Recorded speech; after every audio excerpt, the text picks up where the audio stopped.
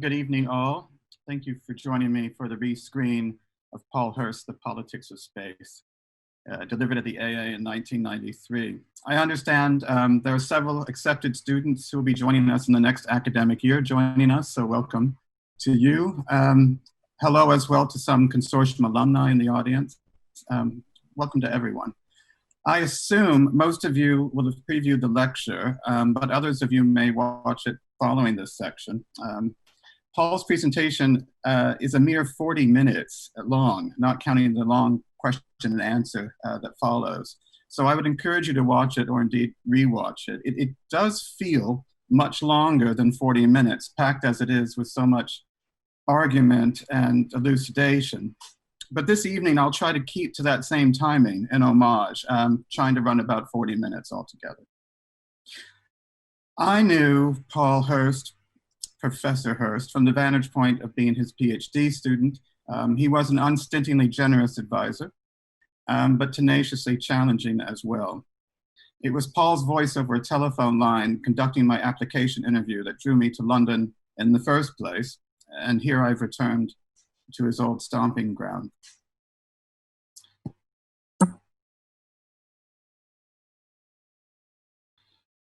Paul Hirst was an Air Force brat, and his post-World War II childhood, like my own mother's, flitted between schools near Air Force bases in the UK and Germany.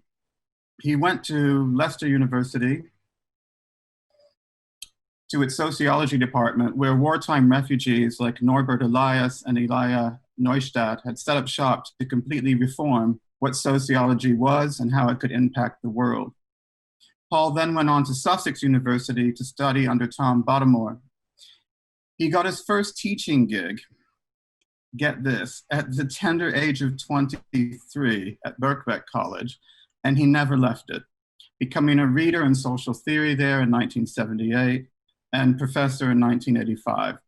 Alongside colleagues like Sami Zubaydah and Bernard Crick, he set up the Department of Politics and Sociology from rooms in 10 Gower Street, just across Bedford Square. He was a tireless teacher, and I do mean tireless, and a prolific author.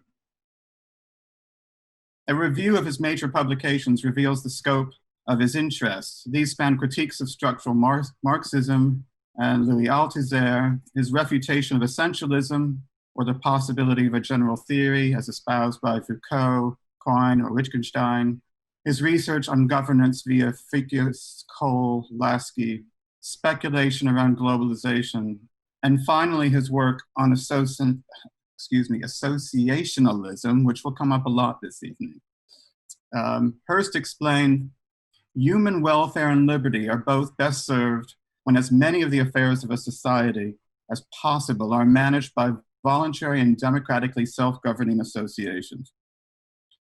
Associationalism gives priority to freedom in its scale of values, but it contends that such freedom can only be pursued effectively if individuals join with their fellows. Now, I don't think it was ever lost on Paul that the association part of the architectural association was precisely this since its inception. And I would contend one of the reasons he had such a soft spot for the AA was this moniker about association. So Paul comes to the AA often. It is a very short amble from his door in 10 Gower Street to 36 Bedford Square, all of 3 minutes, it says on Google. And he participates in our evening lecture series and conferences. The Politics of Space talk is part of a symposium and really anchored its proceedings.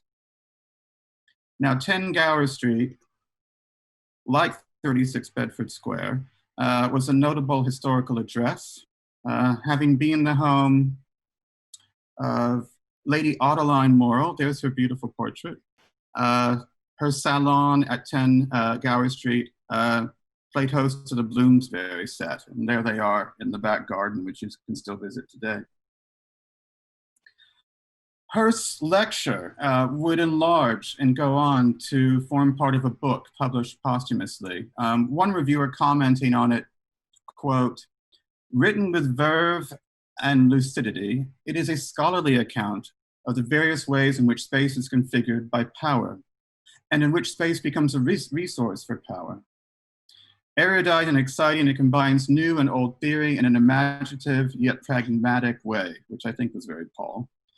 The reviewer goes on to say, it is typical of Hirst's ability to make inspirational leaps across theoretical and disciplinary boundaries, critically combining insights from social theory, politics, history, and geography.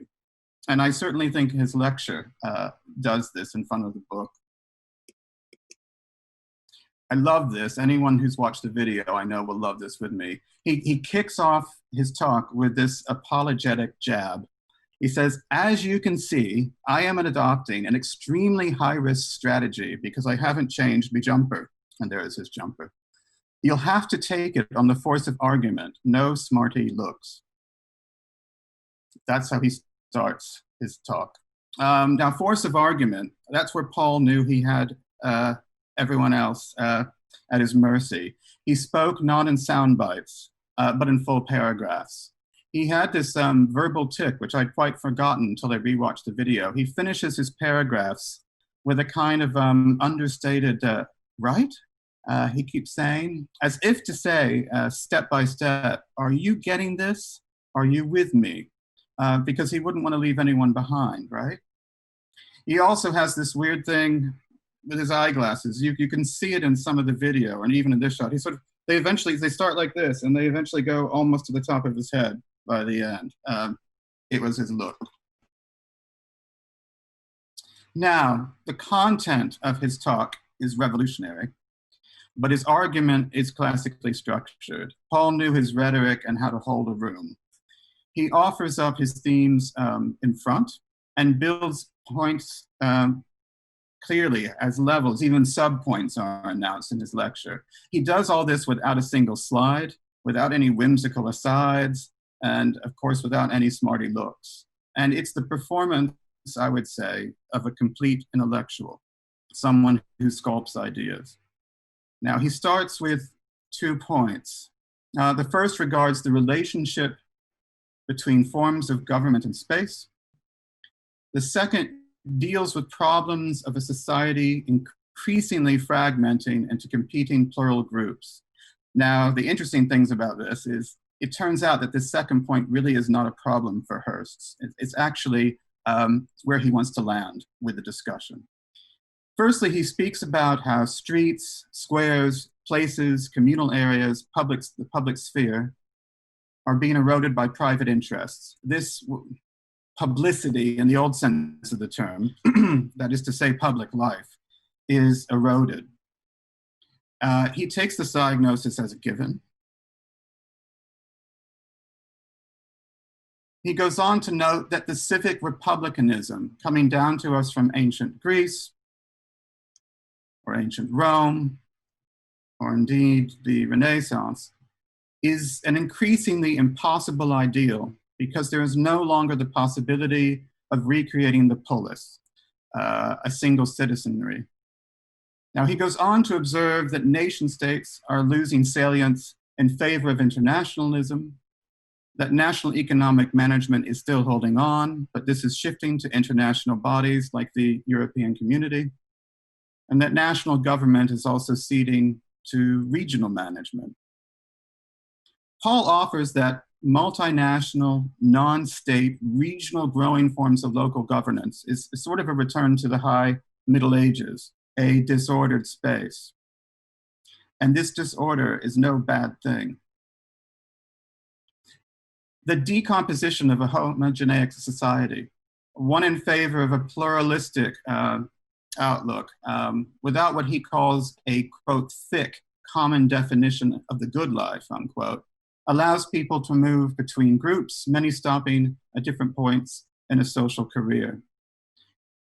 He contends that this allows for individuation, a wider spectrum, and a multi-layered construct of power. This is an AA project of some vintage, but it beautifully illustrates his point. Hirst says, we must see politics as disaggregated, multi- and interlocational. Forms of government dispersed for certain purposes, but without the expectation that these unify or that they're even coherent. a complex structure of authority, a devolution of power to voluntary self-governing associations. Now, an association is part of an independent civil society, he says, distinct from the state, that serves as the foundation for the plural political groups that seek to control the state. And therefore, through their combinatory competition, they protect democracy.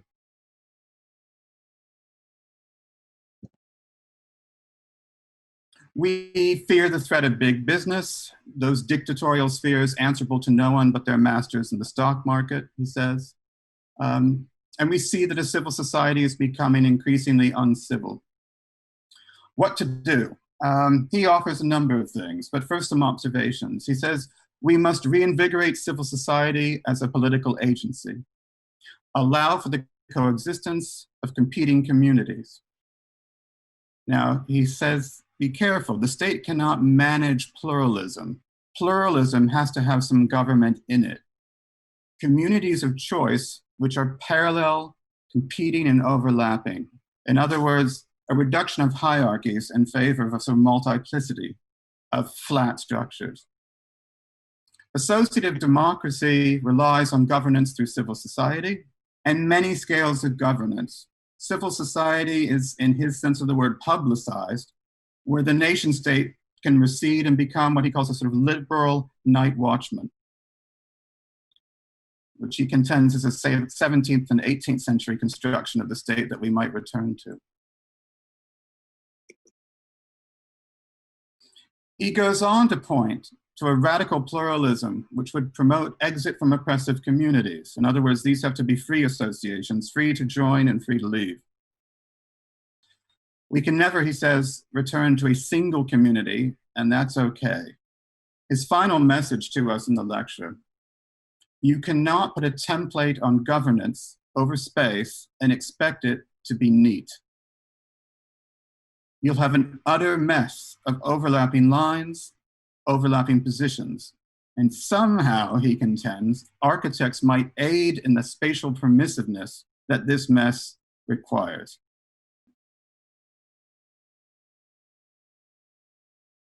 Well, why did I elect to return to this particular lecture? Let me say straight away, it is not my bag. Its subject matter is not at the epicenter of my interests. It does not align perfectly with my research areas. And that's the point. It's the most salient point I hope to make this evening. It does not matter that this talk was not tailor-made for me or for you. It's Paul's talk. It's tailor-made to his big brain. And it is of such a high quality and structured with such dexterity that it begs for our attention in its own right, regardless of our pet interests. Tailor-made brain. During lockdown, I'm sure you've all found, like me, grocery deliveries have introduced us to substitutions. An item that you selected online, the thing you wanted, and the brand you trusted is replaced by something else-ish. And miracle of miracles, the substitution turns out to be an introduction to something better than the thing you thought you wanted. That's what this lecture can be, a miraculous substitution.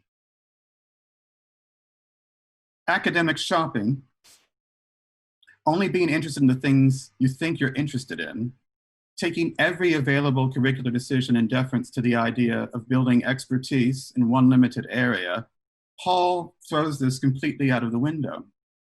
His aim as a Birkbeck professor and as director of the consortium was to put courses before you that you never considered relevant, but were of such high quality and so intellectually stimulating in their own right that you forgot all about your preconceived idea of choice and expertise and wanted to simply pull up to the table he had laid and ask for more.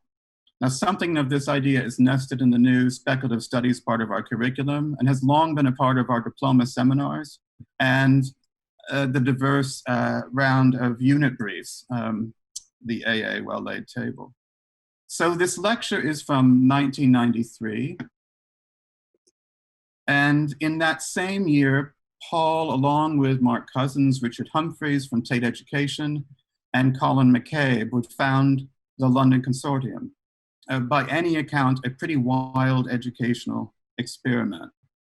In its initial stance, it brought together Birkbeck, which is a part of University College London, the Architectural Association, the British Film Institute in the person of Laura Mulvey, and Tate Galleries, that was Richard Humphreys. And later the Institute of Contemporary Arts with Philip Dodd, and eventually the Science Museum. Now, each of these institutions sat within the consortium in the form of being a teacher and as also a member of its board.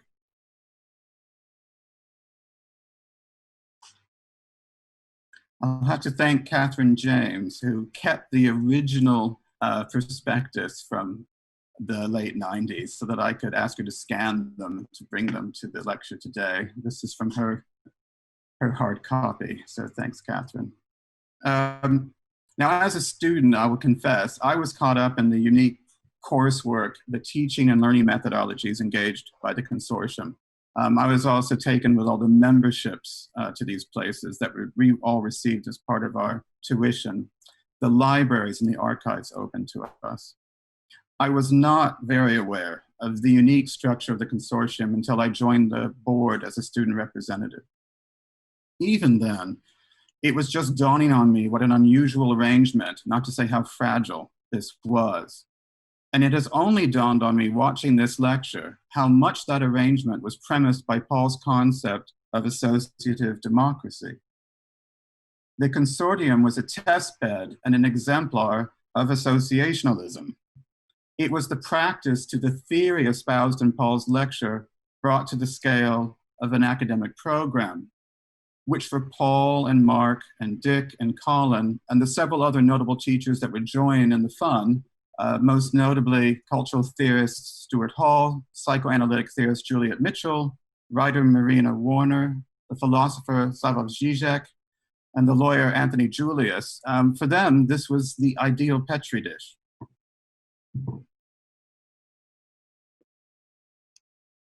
I'm just going to pass through some of the, and I know to some this might look like the most boring slideshow I've ever shown, but I find this incredibly interesting.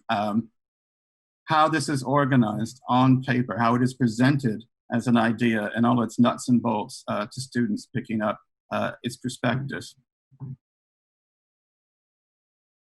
As I say, I'll admit that I wavered really at the outset of this. I kept a diary years ago, and I wish I kept one now.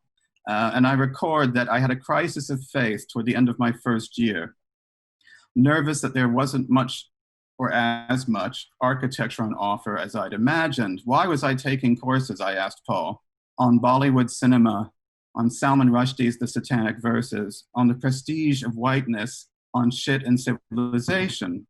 And Paul came back, he said, as recorded in my diary, "We're not trying to make dilettantes out of you. We're merely trying to expand your mind whilst it's still expandable. You will inevitably return to the things that you're most interested in, but that return will be informed by a widened sense of what is possible." Well, that kind of shut me up. Now, the consortium offered a robust taught provision alongside its research one. The emphasis was unusual. Further, it overturned the prevailing pop culture focus of cultural studies in favor of humanities research and teaching methods that looked at history and the so-called high culture alongside popular culture. It was multidisciplinary rather than interdisciplinary. That is to say, it never rejected nor attempted to synthesize disciplines, but by bringing the research and teaching methods of established academic spheres in proximity with the expectation that our work undertaken should stand up to the rigorous expectation of these respective disciplines, it made its way forward. So I think there's a difference there, and it's one we can come back to later, this idea of the multidisciplinary.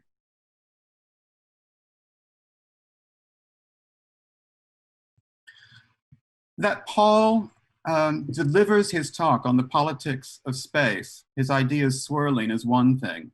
but that he simultaneously in the same year takes those ideas and applies them to something as complicated as an academic program, which refuses to call any single institution home, but distributes his project as a non-hierarchical association, is rather incredible. And by now, I know all too well the red tape he would have to have crawled through to achieve this, and I really have to wonder if it could be achieved today. Now, Paul would lead the consortium for the next 10 years until his death at age 57, 10 years on from the lecture. Indeed, he was in the process of stepping back from some of his more strenuous responsibilities and passing the directorship on when he had his tragic stroke and brain hemorrhage. What had been planned as a party at the ICA to thank Paul for his hard work for the consortium turned into his memorial. We kept the date, we all showed up, but it was for a completely different reason. Students and staff gathered, all of us in shock, fumbled for what to say, but at least we could be in the same room together, which these days seems especially poignant. I love this slide. Responsibilities for the student slightly longer than the responsibilities of the supervisor. Whole other worlds mourned his passing outside of the one I knew. There was his family. There was his Birkbeck department. Samantha Ashenden and the rest had lost a great friend.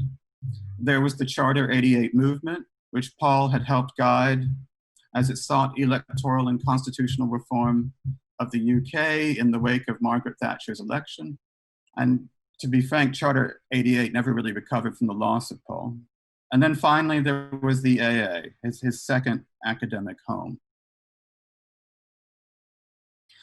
Paul was a political theorist with an interest in architecture that grew over the years as he interacted with the AA.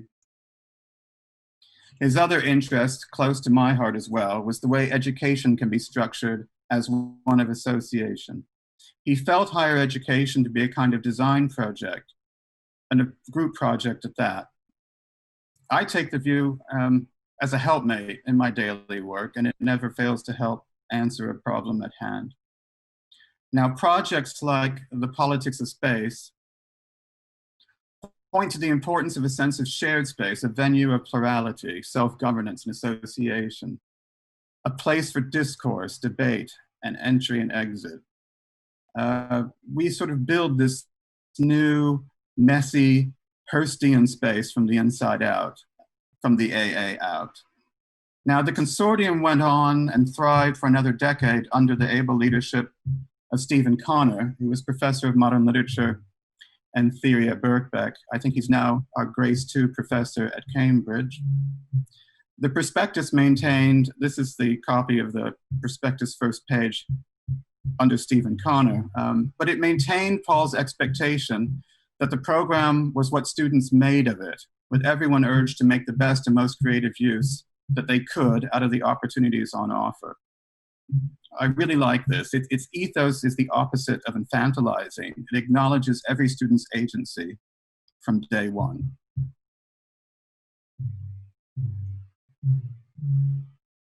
Now, it's worth asking how often are academics' obituaries featured prominently across all the national press? Paul's were, and they make for really interesting reading. Every one of them notes he was one of the finest minds of his generation, full stop. The Guardian stated, this is a bit of an unusual bit, about 3/4 of the way in. They've covered all of his history, all of his teaching, and then they go to these more general characteristics of the man. He was a spellbinding teacher who broke every rule in the quality assessment handbook. He was endlessly generous with his time and saw redeeming features in every student. He was a natural Democrat who exchanged high-level political banter with cleaners and porters. He was incredibly erudite, had read everything, and remembered most of it. Without an ill-natured fiber in his body, the Guardian says, he could sound off at distant enemies with an outpouring of such inventive obscenity and imaginative profanity that it left the uninitiated gasping. He had a sixth sense for phonies. Much of his richest invective was directed at snobs, particularly the academic variety. Rarely in a cutthroat profession, he genuinely enjoyed the success of his colleagues.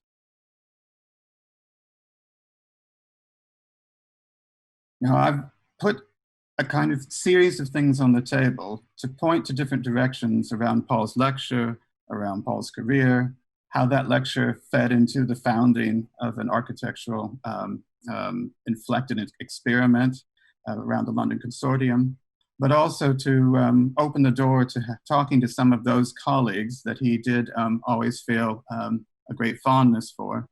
And one of them co-wrote the obituary for The Independent. And I'll turn over for some thoughts from that man. If we could turn over to Mark Cousins, manager.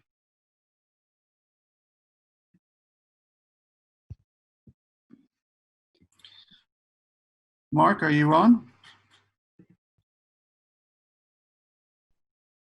I'm just...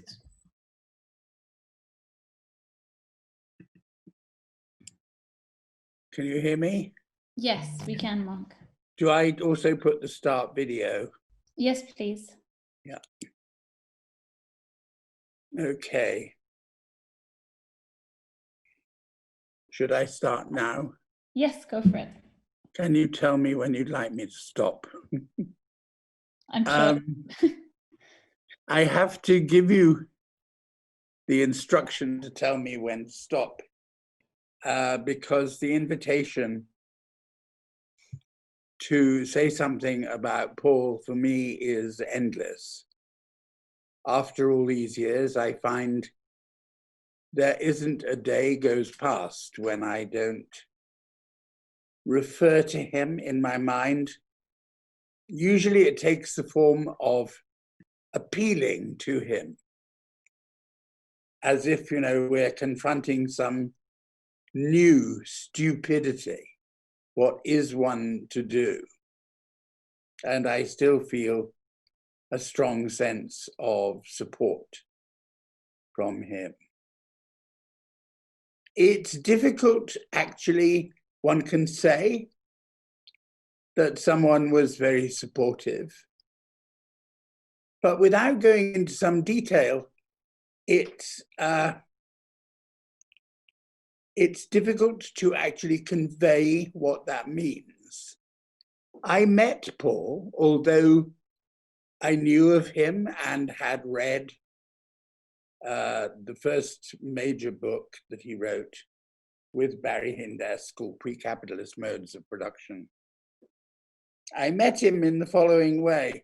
I myself was teaching at Brunel University and was having a lot of political trouble, and particularly was being denounced in the Observer newspaper for what was assumed to be my ultra-leftism. This was an astonishing exaggeration, but it was clear that it was one of those moments when the university was going as they did to get rid of me. At this point, I got a call out of the blue from Paul saying, was I all right? He knew we hadn't met, but he would like to come round and talk about it all. He did. And from then on, our friendship blossomed and burgeoned. But it was a very unusual thing in like English society. The left may have talked about solidarity, but by and large didn't show a lot. So, and the same was true. I could never, in all the years I knew him, understand when he did his reading. As far as I was concerned, and I was no slouch as a reader, I was able to complete a lot of reading each and every week. I know what it is to read a lot, but with Paul, it was in a different class. he would suddenly say, oh yes, I did read that, but I didn't much like it. And you'd think, are you actually telling the truth? Have you really read this? And in some other way, you'd find out, yes, he had, and indeed had lectured on it. And then finally, quite shyly, he'd say, oh, you might like to read my book review of it. When all this happened, kind of how it happened. So, sitting as he did in his office in Gower Street, often either he would come over to Bedford Square, or I would go over to Gower Street at some point during the day. He was always surrounded by a group of students. It was as if, you know, PhD seminars were given out in a kind of barefoot way, with literally onlookers at the supervision. Other students who were only too pleased to hear about what someone else's supervision. Now, it's not that Paul had a scintilla of vanity. He just didn't mind me. If they wanted to know, yes, he was completely open. He was like instinctively accountable. If he was paid for teaching, he thought he had a responsibility to do it in public.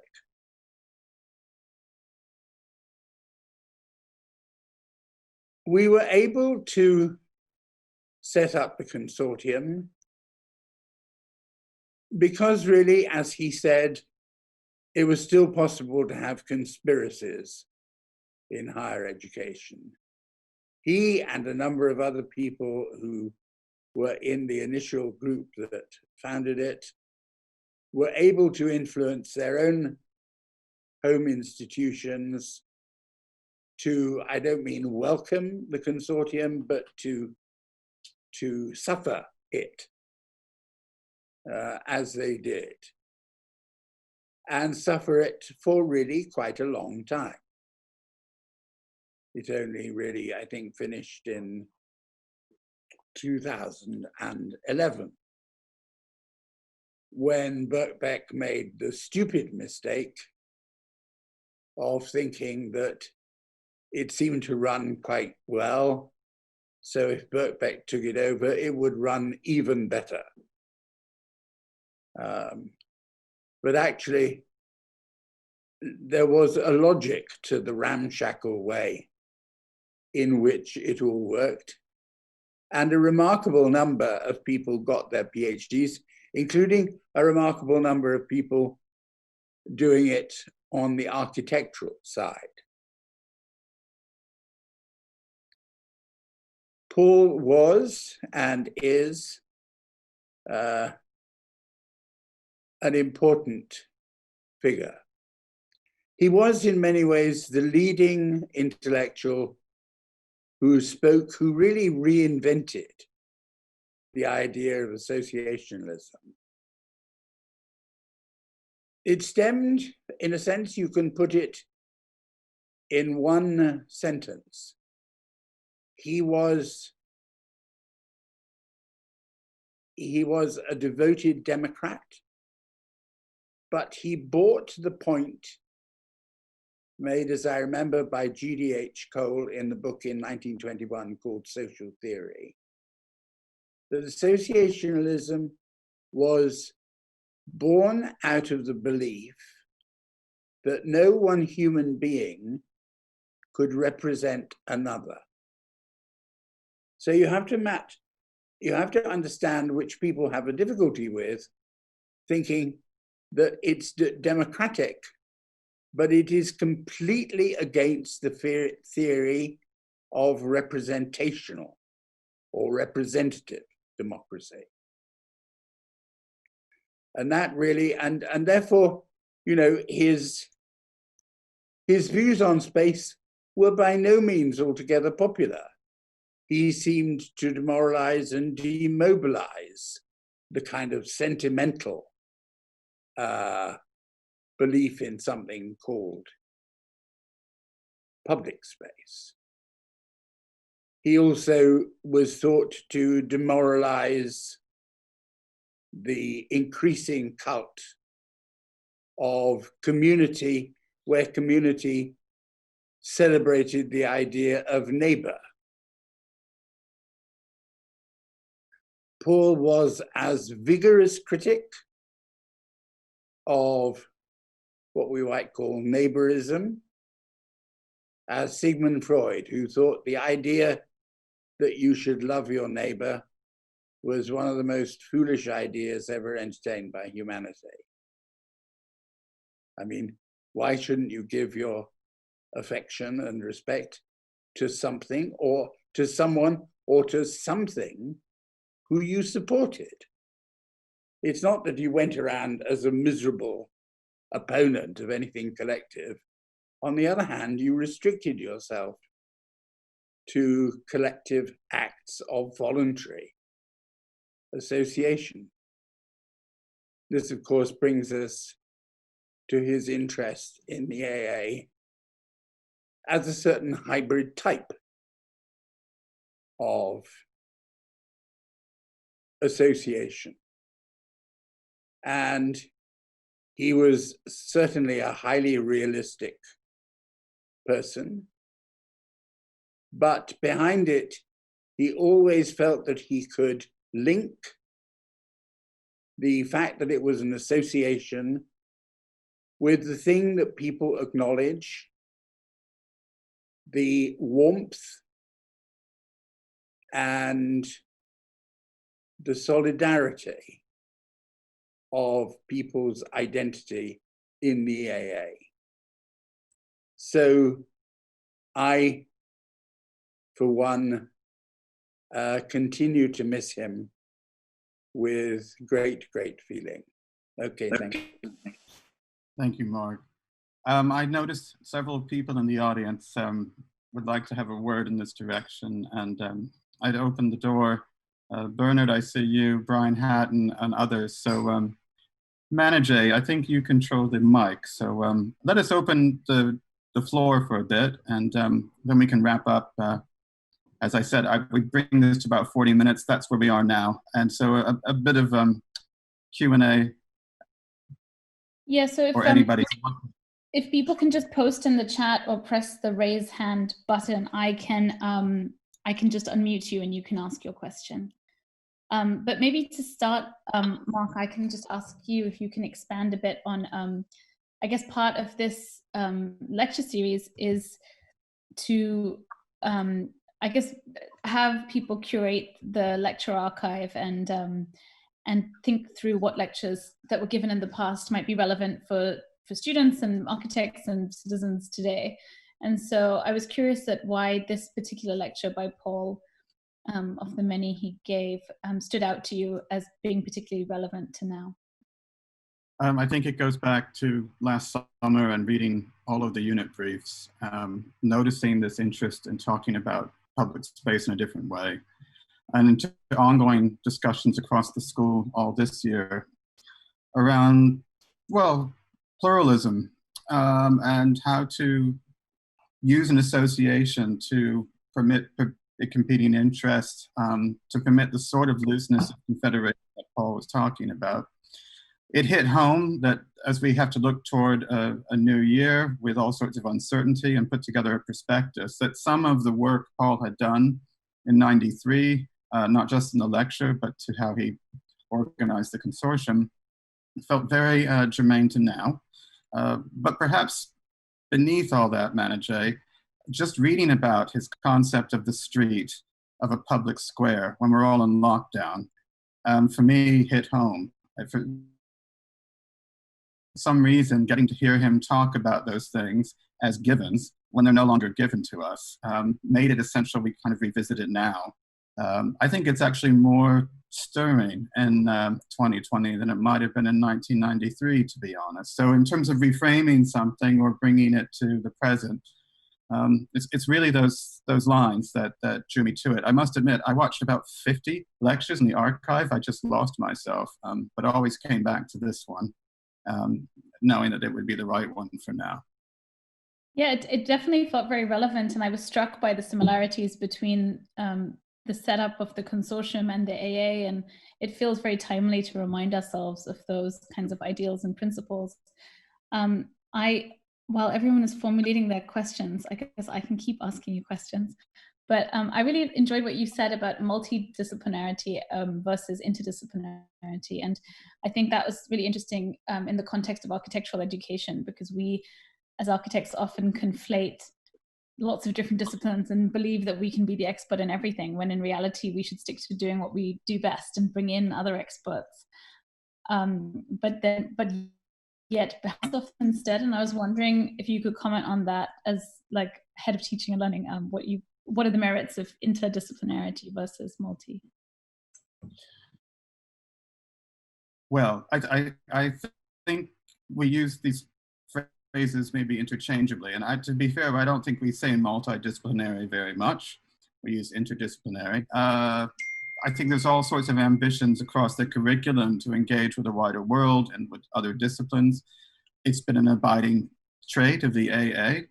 But the distinction Paul was making, and it's useful for teaching and learning, is to understand when you engage with another discipline, rather than just appropriate bits of it you liked, or rather than just bring it into some weird synthesis of what you think architecture is, to allow it and its fields and domains, its rigor, to be a part of the relationship, and to, at a higher level, meet its expectations as a scholar. So to the extent that we have interesting courses in philosophy or law or politics or art history, multidisciplinarity would say, that's all well and good, but as you begin to work through that material and output in something like an essay or something like a project, to be minded that it's not just down to your collage of those things, but into your relationship, your feedback loop back to those disciplines. If you can get it there, it's no easy task. That's the challenge of the multidisciplinary. But I think the AA, as it looks to how it evolves its curriculum, is never going to let this go. And so some discussions around the structure of that, or how we mark those escapades, interest me as a head of teaching, because it's never an easy thing. And any student who's stretched themselves to write an experimental essay knows they have our sympathies, and knows that we're sensitive to the fact that they're trying to do something in a direction that is outside of their comfort zone. And that's some of the bargaining you get with the multidisciplinary. Thanks. So we have a question from Bernard, so I'm just going to unmute him. Thanks very much. And apologies, I joined with my camera on and then it was too late to turn it off. But I'm still learning about the niceties of these things. Is the question as much for Mark Cousins as it is for Mark Morris? But Mark Cousins might remember we'd spent an evening together near the time when Paul was in hospital after the stroke, and Mark said something that really has always stuck with me. He said that actually really what the consortium was built on was, he actually used the phrase love. So this is a question about building constructs out of friendships, which I think is that's always really struck me as something that was really powerful, that these were four people who were roughly co-located and then building something out of that, but based not on being roughly co-located, but actually, a shared sort of sense of community, I think.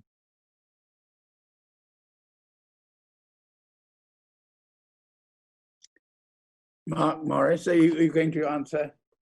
I thought the point was directed at you. You shared this moment with Bernard. It was either, really. Yeah. Go ahead, Mark. I mean, there is something there. I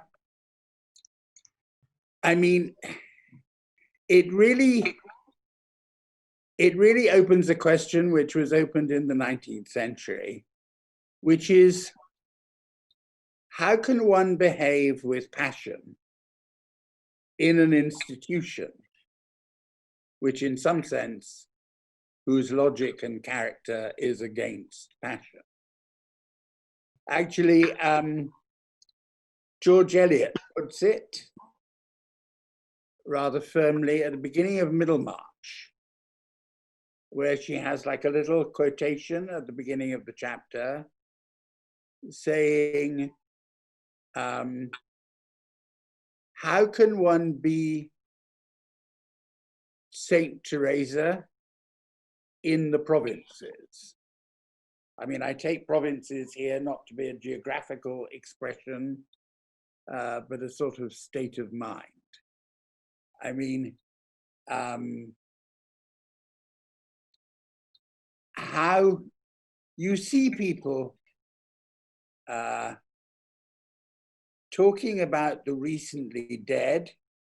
You know, he'll be very missed in the school or hospital that he worked in. He was incredible. But they actually find it very difficult to say why it was. It's as though it's embarrassing to our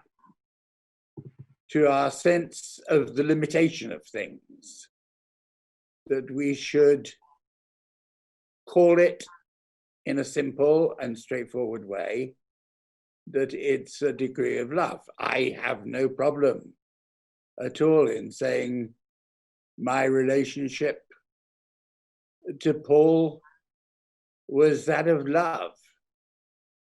You know, I mean, in the sense that, you know, I'd have probably followed him somewhere if he kind of said, well, we're going to, perhaps not Australia, but if we were going somewhere else, I'd probably say yes.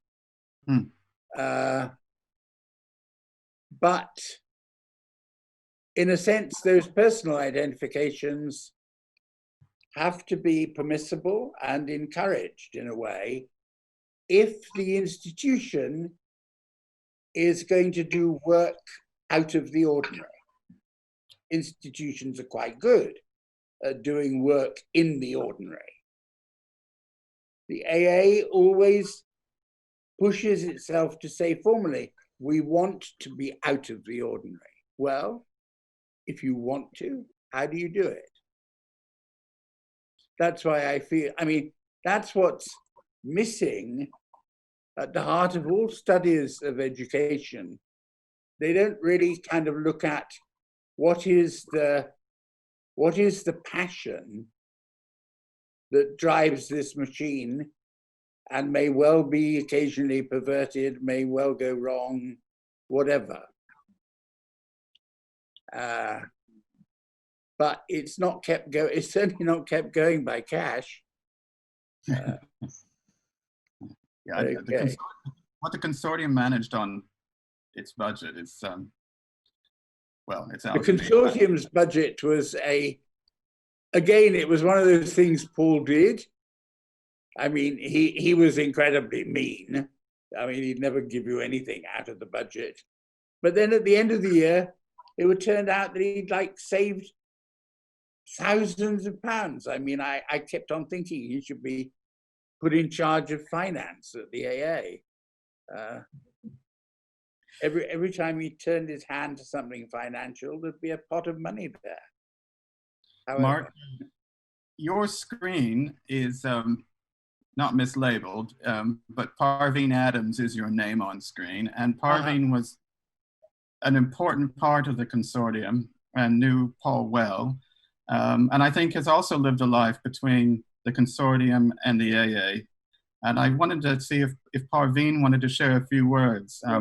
As I showed on screen the prospectus, many saw Parveen's name and how she was a part of the consortium, what she was teaching, and what she was doing in terms of the board. So Parveen, I'd like to, we'll just open the door for you to talk on this theme of friendship, or how it propels an intellectual project.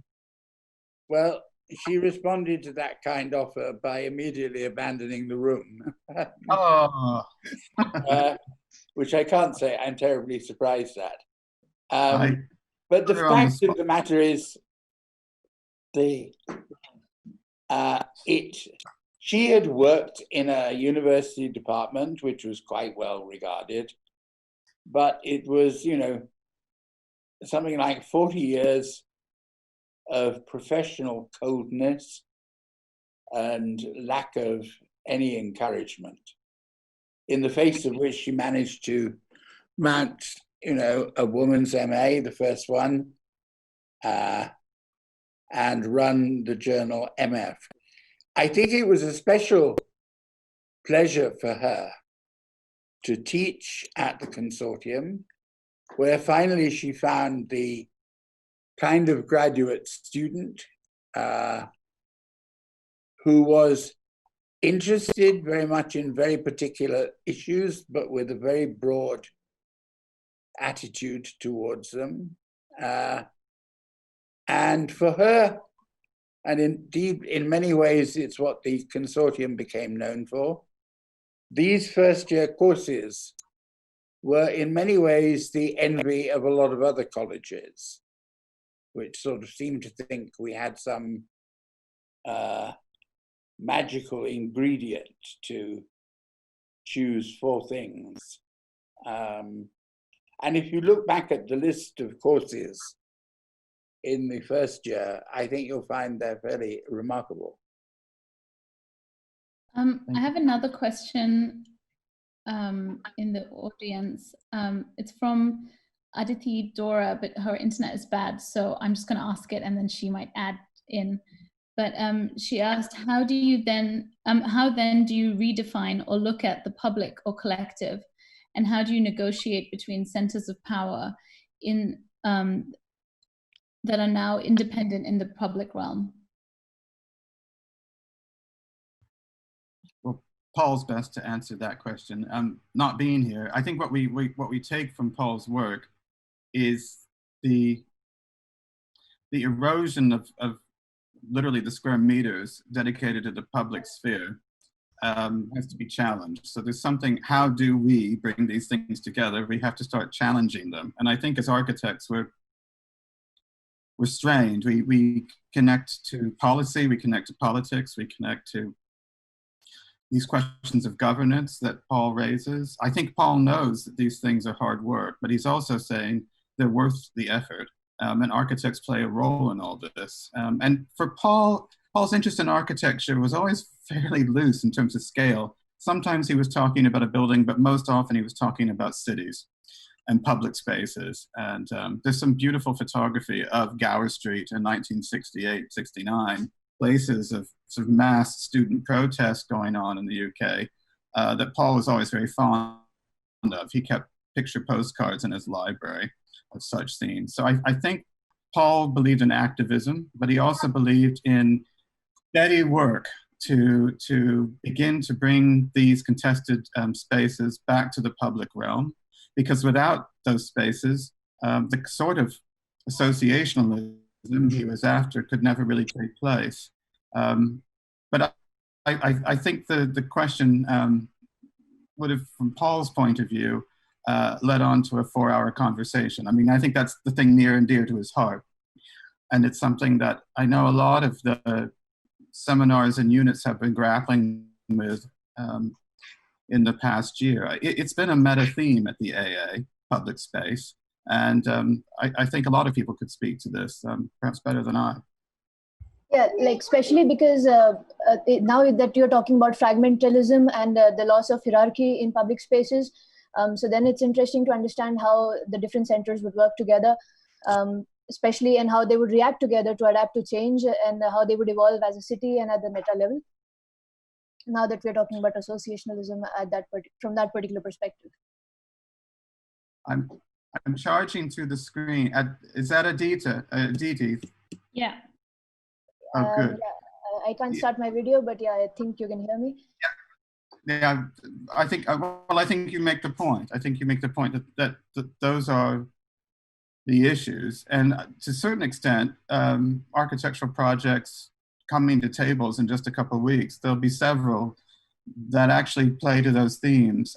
If you look across the unit briefs, the way those questions play out, nobody uses the phrase associationalism, I can guarantee you that, but they are pointing in those directions. And I think this larger question of what it means for London in particular as a laboratory for the school to interrogate these things is taken up also at PhD level.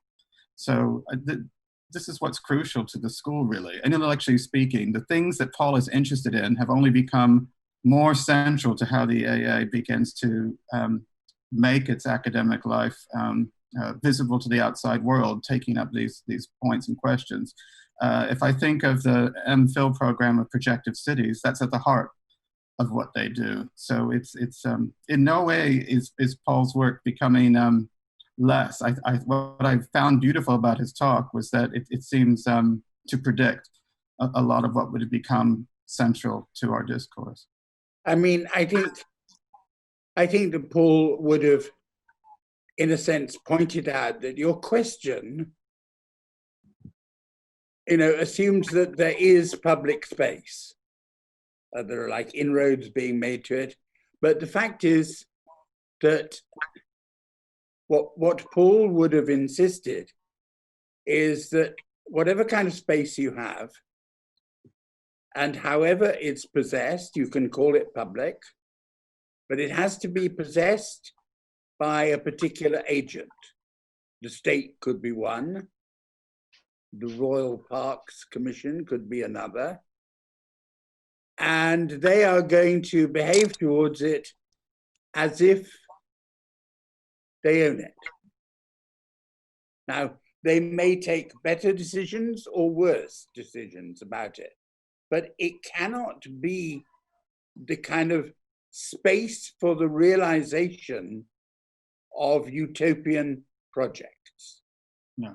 That's the point. And it goes along with the other side, that just because property is what you might call private, it doesn't mean that it can't serve a number of useful public purposes. It doesn't mean that private property is always and only harnessed to the production of profit. A lot of it's not. Definitely. I think there's another question from Ryan. Yep. Hey, Mark. Thank you for the talk. I guess on some level, I find much of the sort of political discussion about the city, that you're talking about it through the school, through the understanding of school and education, whether it's the AA or the consortium.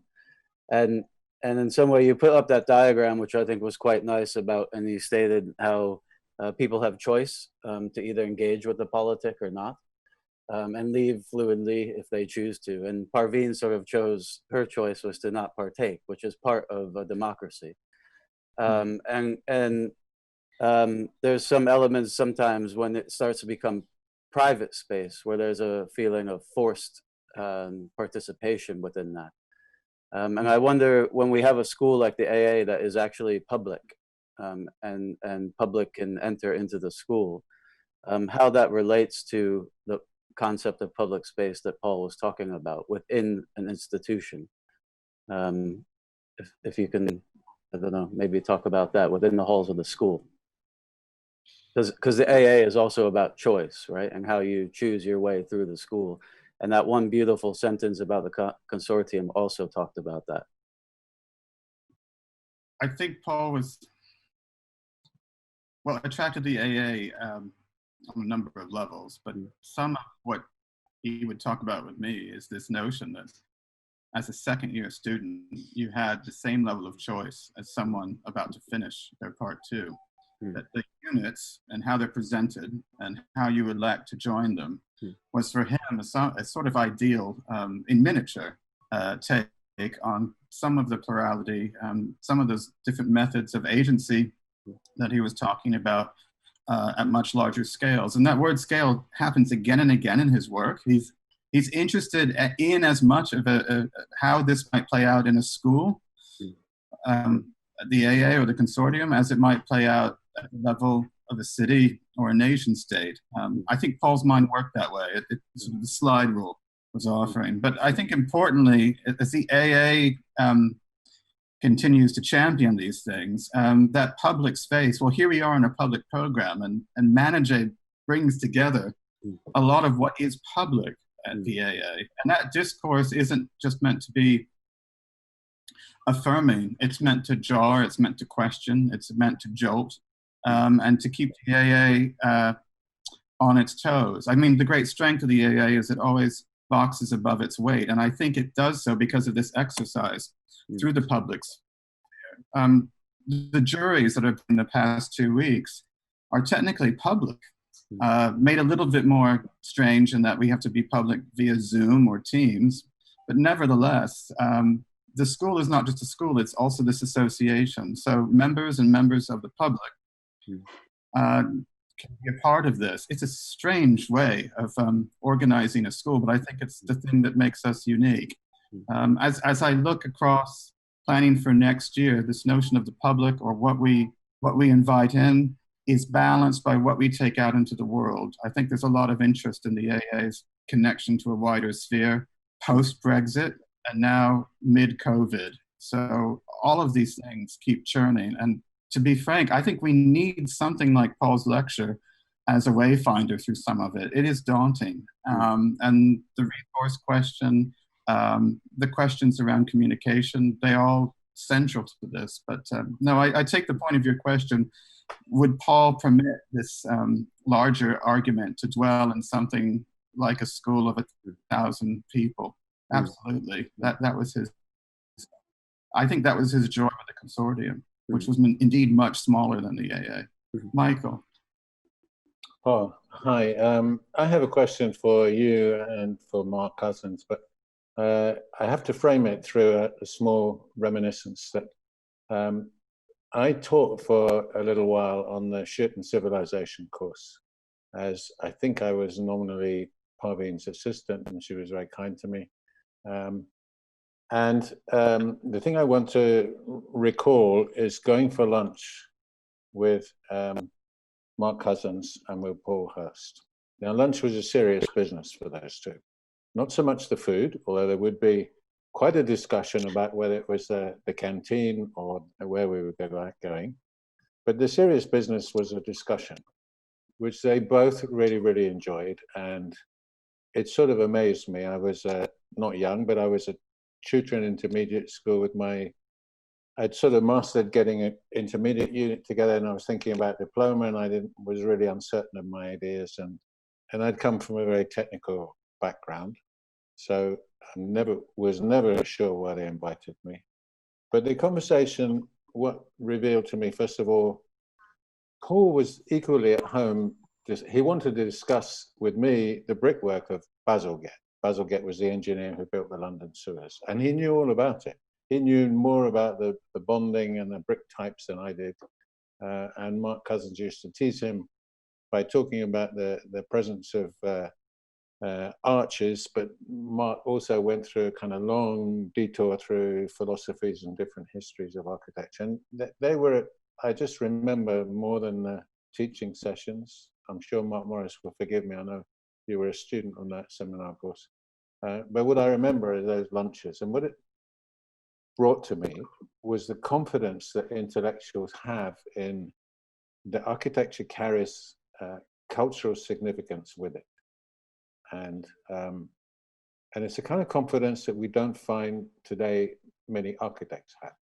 Either they seem to me to be doing the cultural conversation and bypassing architecture altogether, as somehow the conversation is more important than any physical manifestation of cultural ideas, or they're entirely technical and located in the material aspects of that. So I wonder, first with Mark Morris, if you might pick up on the cultural significance today and how we can bring back that sense of the broadness of cultural discussion, but framing built architecture with it. Well, it's a sort of sweet spot. I mean, a well-organized symposium eventually gets you there. I think this one that Paul spoke in, not his talk, but others around it, got into the bricks and mortar literature, literally and figuratively. But I think the challenge, Mike, is culture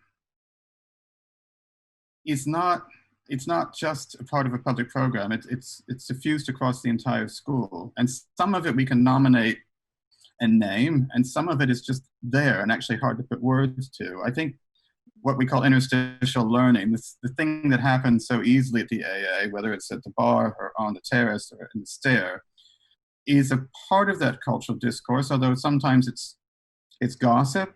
But oftentimes, if you really stand long enough right at the door with Belinda, between the terrace and the landing, you get both. You get, indeed, pretty strange and beautiful conversations around the culture that isn't just culture, as we were talking about multidisciplinary projects, but a culture emanating from architecture, not just architecture being interested in what we might call high or low culture, as Paul put it. So it's that word discourse again. I think it's something that starts to pop up in exhibitions. Manage has been looking at the last several years of exhibitions and looking forward. I think some of those exhibitions, and we see those posters framed around the school, capture a kind of zeitgeist for the school, not just in terms of what its preoccupations were in terms of the technique, but in terms of the culture, and somehow brings them together in the same space. So for someone like you in emerging technologies to find working with Parveen and members of the consortium to be a natural part of what you would do speaks to that connectivity. But Mark might have more to say on the matter. But I take your point that in essence, architecture is on its back foot occasionally in regards to culture. You can think of moments in the late 1980s, early 90s, where this was more easily webbed together with the number of lectures that brought these things effortlessly into one project, where you could read the plan and talk culture at the same time. But I would imagine that we're also in that same space again, that the more I look at projects being displayed at final reviews, juries, I should say, the more I see this kind of debate coming back. Mark? I mean, I was thinking that we've talked about Paul and that conference at which he spoke. It's important to remember, actually, that at that conference, I mean, it seems a somewhat sad thought now, was Michael Sorkin, who's also just died of coronavirus. And he was putting forward a strong and actually very witty and funny case, like for public space, in a kind of radical American fashion. So his argument was that gated communities, etc., in the States represented people throwing their own private excessive money at what you might call buying more than their fair share of security. And, it oughtn't to be allowed. I remember Paul saying, well, he didn't think it was that. Actually, he thought that the purpose of having private police in the gated community was to keep the police out altogether of families who were probably up to all sorts of crimes. And, that was sort of characteristic. I mean, it's, that point hadn't, obviously anyone had really thought of it in the States. And it just looked as though, money and property were only illicitly going together in one direction. But at the same time, Jeff Kipnis, as you could hear on the tapes of Paul's lecture, was also there. So the question really is, I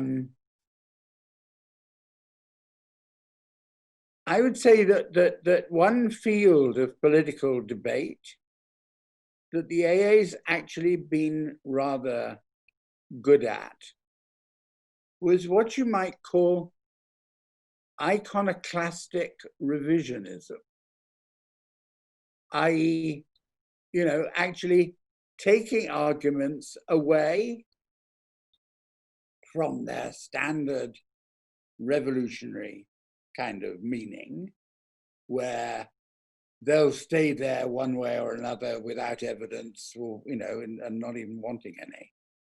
But where the argument is subjected to criticism, but it doesn't just become part of normality. It doesn't just become part of what everyone knows. It's put itself in a kind of iconoclastic way. Now, something there, I may have got it wrong, but was the actual heart of how Paul operated. He would come up with an argument which was revisionist, but at the same time wasn't an accommodation with the powers that be. In fact, was a slap in the face.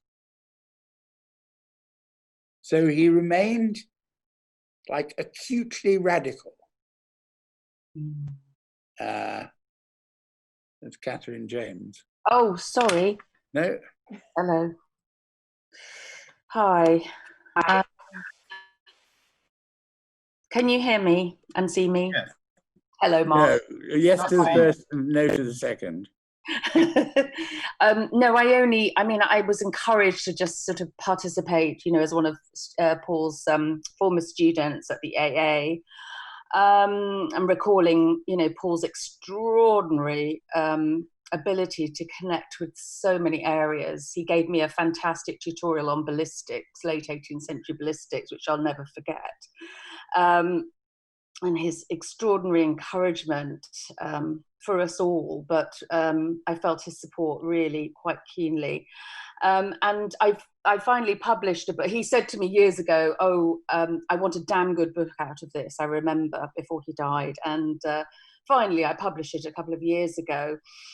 And my topic was about gravity, and my book's called Falling for Gravity, and it's not a plug. But thinking about public spaces, so much of what we talked about at the time came through. I worked for Christie's for a long time, but thinking about public space and so many projects, and that idea of a radical edge, and the account I give of people like Gordon Matter Clark, taking a shower above, in New York, attached to the Metropolitan Life Insurance building, taking a shower, tightrope walks, that sort of cutting danger edge kind of idea of investigating public spaces and taking nothing for granted, because it's those experiments, I think, in the kind of performance art field that really show us something in such a vivid way about that experience of public space.